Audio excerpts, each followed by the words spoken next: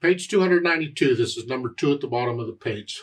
Again, we're harmonizing, and you're going to use root position on all of these unless the chord says otherwise, and it doesn't, so we will. First, I want to hear the melody. It's 2 flats, B flat major or G minor, because the keys with 2 flats, and it ends on a B major. I'm guessing it would be. Do the scales and arpeggios for both B flat major and G minor. Blah. Okay. 4/4 time signature. First, I want to hear the melody. So it's here. 1, 2. I don't like being up in here, so I use second finger on the E flat. So it's 1, 2, 3, 4, 1. 1,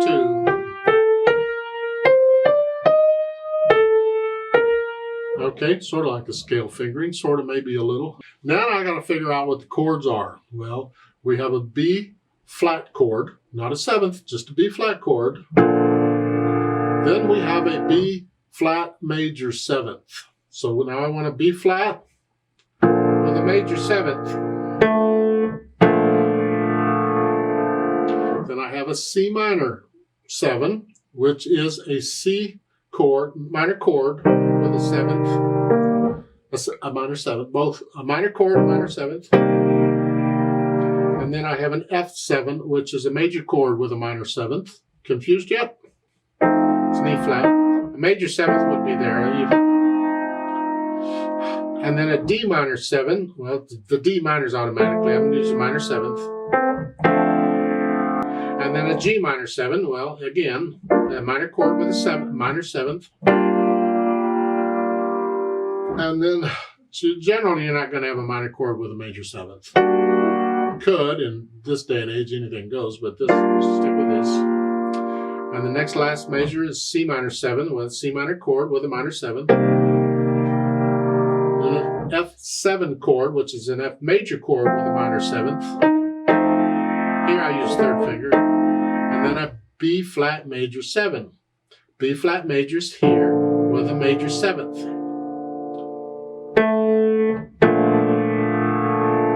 If they wanted the minor 7th, they wouldn't have the MAG in there.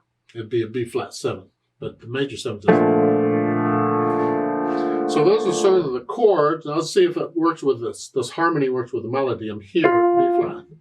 Remember, that's not a 7th chord at the beginning. It's just a B. Now we have the 7th. Now C minor 7 here. And C7 is here. I'm going to use the minor 7th on this, which is here. D minor 7th, G minor 7th, G minor 7th, a minor 7th, and a C minor with a minor 7th, and then an F7 major with a minor 7th, and then a B flat major 7 like you had on measure 2. Just take it slow and easy, because this takes a while to get this. A major triad and major 7th, or minor triad and minor 7th, or what? Well, again, B flat, the first one, just a B flat chord. Okay. The second one is a B flat chord. We're adding a major 7th to it. Just here, that's the 7th. That's a major 7th. It's within the key of B flat major. It's a half step below the tonic. And the third one is a C minor 7th. Well, now we're going to use the minor chord, C minor, and we're going to use a minor 7th. They don't need to say minor and minor both. They might, but they don't need to. Minor 7th is here. Okay. And then an F7 is an F major chord, because major is implied. But it doesn't say MAG7, so it's a minor 7th. So it's a major, F major with a 7th added, D minor with a 7th, then G minor with a 7th. And we're using minor 7ths here because it doesn't say MAG 7, so I'm using minor 7ths. C minor with a 7th, F with a 7th, minor 7th, and B flat. Piece of cake? Don't you just love it? You gotta love it. And you don't have to use block chords either. You can mess them up.